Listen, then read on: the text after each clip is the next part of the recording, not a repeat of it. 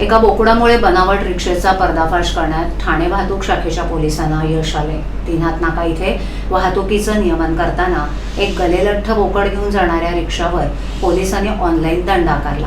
हा ऑनलाईन दंड मूळ रिक्षा चालकाकडे गेल्यानं तातडीनं तो घटनास्थळी पोहोचला आणि एकाच नंबरच्या 2 रिक्षांचा कारनामा समोर आला।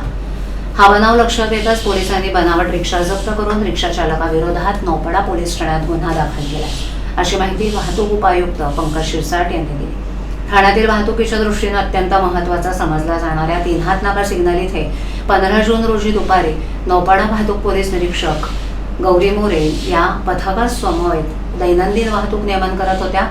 दरम्यान घोडबंद रोड दिशेकडील वाहिनीवर वाहतूक कोंडी झाल्यानं पथकातील पोलीस नाईक जितेंद्र पाटील, पोलीस हवालदार अभिजित भाट, चालक पोलीस शिपाई स्वानंद माने वाहतूक कोंडी सोडवण्यासाठी गेले होते, तेव्हा रिक्षेमधून प्रवाशांऐवजी बेकायदेशीरपणे बोकडाची सवारी नेत असल्याचं निदर्शनास आलं।